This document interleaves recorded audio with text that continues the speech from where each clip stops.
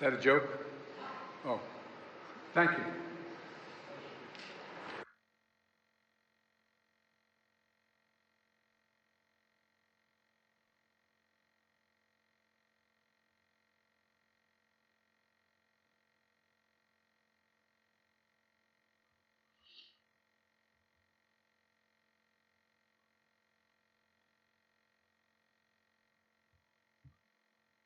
Biden takes credit for ceasefire deal, brushes off Trump. Is that a joke? The ceasefire and hostage release deal announced Wednesday between Israel and Hamas marks a major political and personal victory for President Joe Biden in his final days in office.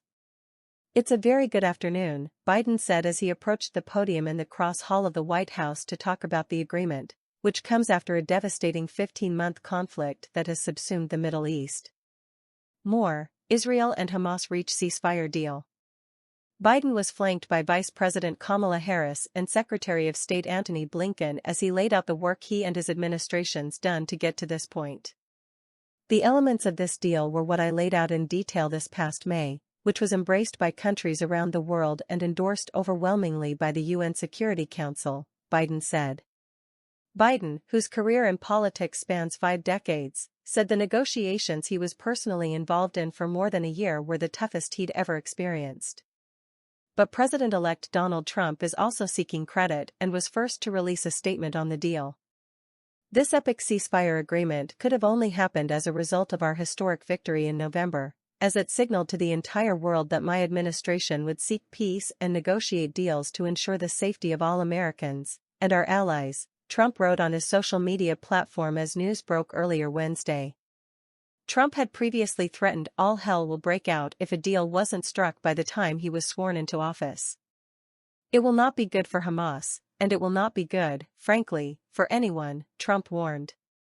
Steve Witkoff, Trump's special envoy to the Middle East, was in the region with Biden's team to get the deal done, according to a senior administration official. Witkoff told Israeli news outlet N12 on Wednesday that the Israel-Hamas deal was achieved because of the help of many and demonstrates the success of what he called Trump's policy of peace through strength. Biden noted in his remarks that the terms of the ceasefire agreement will largely be carried out under the incoming Trump administration, and that it is his hope they take the real opportunity for the Middle East.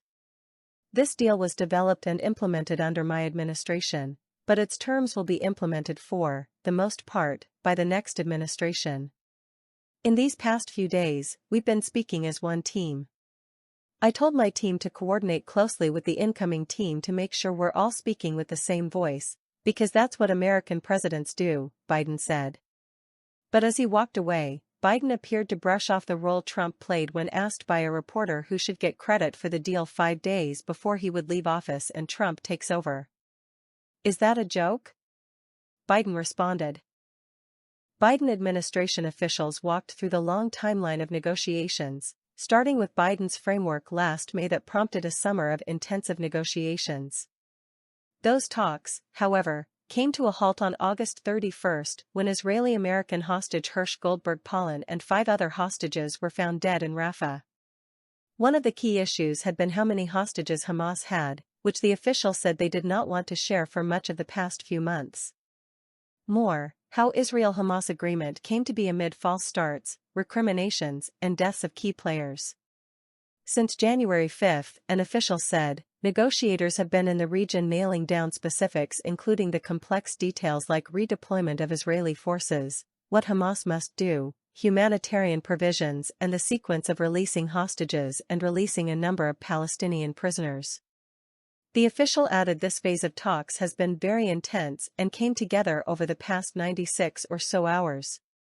President Biden held a series of calls over the last few days with key brokers in the region, the official stressed, including Israeli Prime Minister Netanyahu, Emir Sheikh Tamim bin Hamad Al Thani of Qatar and President Abdel Fattah el-Sisi of Egypt.